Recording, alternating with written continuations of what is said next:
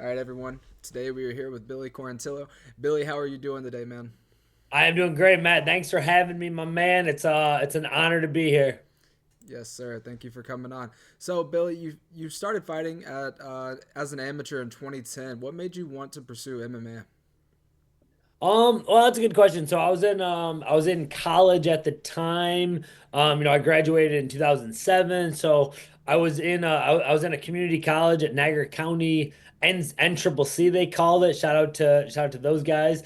And I didn't really know what I wanted to do. I thought I wanted to do something in the business field, which I really did want to do, but I was always told, like find something that you're really passionate about. So I got into training MMA, not really knowing what I wanted to do with it. And then I fought for the first time in 2010. I just loved the experience. But then I figured out, I needed to get to a place where they could get me to that next level. So I moved down to Tampa and decided to put my schooling on hold after my associate's degree. And that's when I made the decision. I'm like, I'm just gonna go all in on MMA because it's something that I really had a lot of passion for.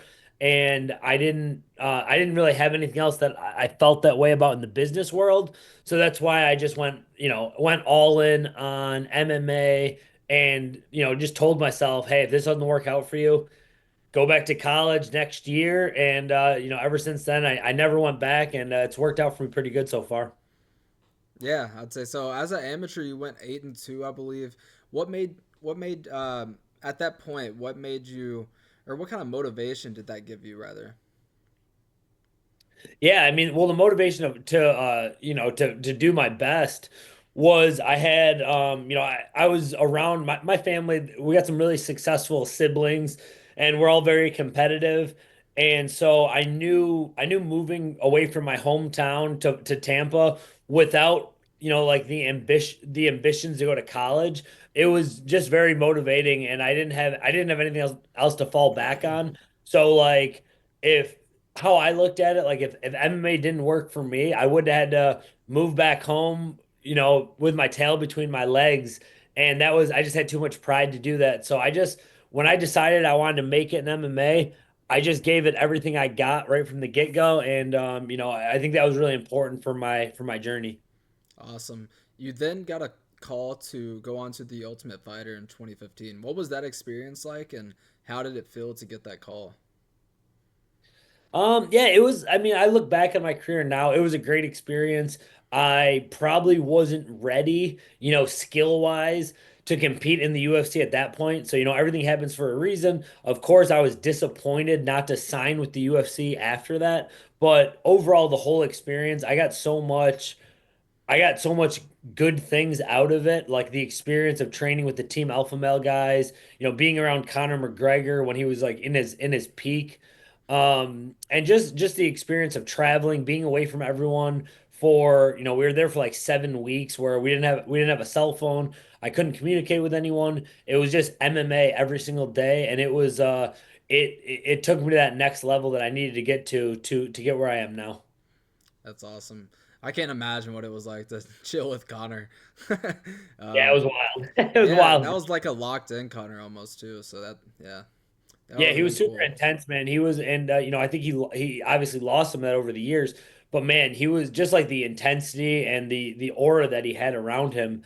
And that was before he fought Jose Aldo, and everyone there kind of thought Aldo was gonna have his way with him. So then after we watched that, it was like, holy crap, like this guy is the real deal. That's awesome. You're one of the only fighters, really, um, that I know of that I've looked at data and saw that was on the Contender Series and the Ultimate Fighter.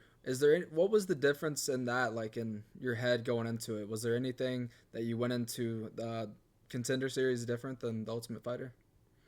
Yeah, well, first off, I'm glad I had the Ultimate Fighter under my belt before I got in the Contender Series because, um, there was kind of a chip on my shoulder from the Ultimate Fighter where I did feel like I belonged.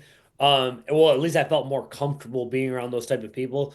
I look at it like the Ultimate Fighter was almost like a camp away from everyone where you're like pretty much isolated the whole time.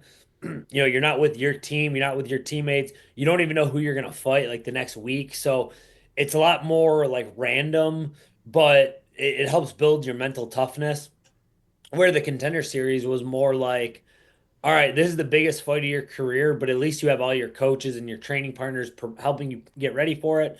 And it's a set date that I had a whole training camp for. So I obviously preferred the Contender Series, but also I probably wouldn't have had as much success in the Contender Series without the Ultimate Fighter. So I'm grateful for both. That's awesome. What was the feeling like to get the win on the Contender Series? Because that's got to be such a surreal feeling. Yeah, man, it was a weight lifted off my shoulders. It was just um, you know, uh years and years and years of hard work and sacrificing and injuries and setbacks, wins and losses. And I remember my brother right after it, he was like, "Man, do you know how many people you just proved wrong?" Because up until that point, man, it was I always said I would be in getting the UFC, but it took me 10 years to get there. So it took a very long time, and I'm happy that I didn't get in too early because I could have just got kicked right out. But it was just like almost like a weight lifted off my shoulders. Like, yeah, dude, you said you had this 10-year goal and it finally became a reality. So it was just a dream come true. And the last 5 years have been an amazing journey, even with the wins and the losses. That's awesome. You then made your UFC debut in 2019. You got the win, and at that point, did you feel like, man, I really do deserve to be here? Oh yeah, absolutely. And even winning the Contender Series, I'm like, all right, man. I know we got some work to do, but I was eyeballing everyone in the featherweight division, even at that point. Like, all right, like these are the guys that you've been training for to get ready to fight. The UFC debut went great. The next two fights went really good too. And yeah, just I mean, each win, I got more confidence, and where I'm at now, it's just like I know I could still compete with the best guys in the world. So it's just a matter of, putting together the right training camp and making sure I do everything right because it's just like the NFL. Like any day the best team could lose to the worst team and vice versa. So it's like everyone's good in the UFC and I know what I have to do moving forward. Yes, sir. You've shared on your Instagram you have a couple children. Do you think they'll ever get into mixed martial arts? Would you like that?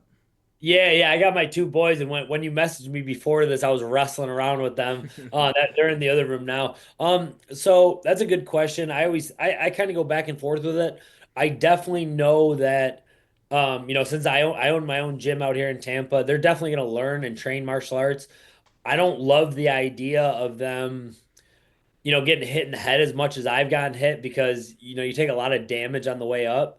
But I'm gonna leave it up to them, man. If they really enjoy it and they really want to pursue it, I'll help them just like I help all the other fighters in this area. And if it's just something they wanted, if it's just jujitsu or maybe boxing or kickboxing or wrestling that they want to just do as a hobby, I'm fine with that too. But they're definitely going to be comfortable in combat situations. That's great. If you could make a fight, past or present, with any opponent, who would it be?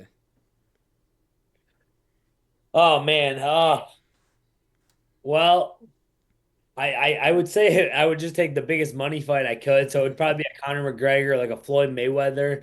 Some of these YouTube boxers would be fun to beat up on a little bit. Probably one of those. I was a little disappointed Bill LGO retired. I thought that could have been a fight we could have made. But I understand it. Like, we get to that certain age where like if you're not super motivated and ready to put in a training camp, it probably is best you hang him up. Um, I think the Nate Landwehr fight will happen eventually. I think that'll be a super fun fight for everyone. But we'll see, man. There's obviously some like I think the biggest fights that I can get, I probably have a couple of years left in the sport. I'm 36 right now. So whatever we can do these next couple of years are the fights that I look, most forward to. Awesome. Yeah, the Nate fight, that would be one for the fans. Yeah, that'll be a fun one. Yeah, absolutely. Styles would clash. um, Out of all your fights, which one has been the most rewarding to you? Man, there's a couple that really stick out. In the UFC, I really enjoyed the Alex Hernandez fight. I really enjoyed because it was a big event. It was on a pay-per-view in Vegas, and he busted me up really bad. I was bleeding all over the place. and I really had to dig deep and came back and finished him in the next round. So that one means a lot to me. Um, I actually had a pro boxing match that I took. I think it was in like 2017 or 2018. And that one meant a lot to me too because I was coming back from an ACL surgery.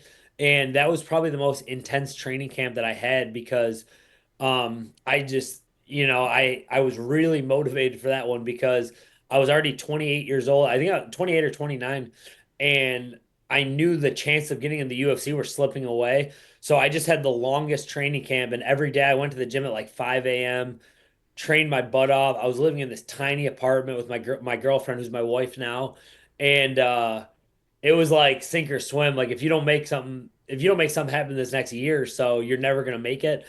And so I came back from the ACL surgery in 9 months, and I had a boxing match, and I absolutely destroyed the guy.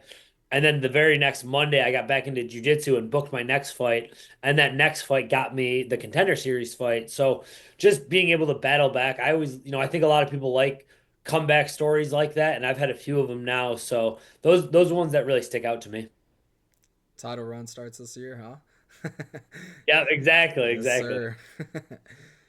What are your thoughts on last weekend's main and co-main events? Did you Um, watch the them? the, I actually have all I've seen were highlights. I actually had a friend, one of my fighters were actually fighting in Tallahassee, so I had to drive 4 hours there, then 4 hours back. So Gotcha. I just saw the highlights. I will say I was a little surprised with Eric Nick Six comments about only, I know him and Strickland have a different type of relationship, but I did see a lot of I saw a lot of fans that were frustrated with Strickland's style. Um, the Wei Lee fight, it sounds like she was just super impressive over Tatiana Suarez. So, she's a great champion. I got nothing but respect for her. And I think Duplessis, and I've actually met Duplessis a couple times. He actually fought on that card that I was on in Vegas. I think he fought Darren Till. And I think he's a lot better than people thought. Like I watched him live beat Whitaker, which is super impressive. And I just think he's the real deal for sure. Absolutely. Yeah, he's proven that the awkward style can do some damage, and Absolutely. he can go 25 minutes with ease. It seems like that guy's like the maybe the middleweight Marab at this point. Yeah, and like I think him and Hamzat are obviously gonna be that's really gonna be an interesting Yeah, style because if you're able to survive that first round with Hamzat, which is not easy, I think it could favor Duplessis, but at the same time, it's gonna be a crazy first couple minutes, and it'll be really interesting to see. absolutely. What can we expect to see from you in the rest of the year of 2025?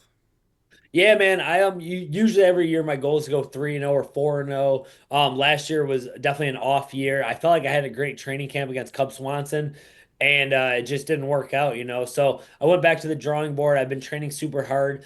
I told the UFC I'd be ready to go in May or June, so I'm hoping to get just a good matchup. Like I said, who knows? I have one more fight left in my contract. I hope they re-sign me until I'm done fighting. But I just want an exciting fight. So I'm not looking ahead too much, but I'm looking to fight probably this summer.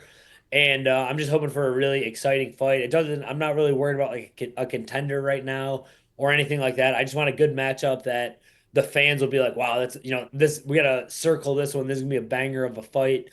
I just fought in the co-main event, so I think, and got fight of the night. So I think they're going to give me another exciting fight, and I'm just going to make sure I give the training camp everything I got, which I did last camp, but it doesn't always work out for you. So I can make some adjustments and go back into this training camp with a lot of motivation.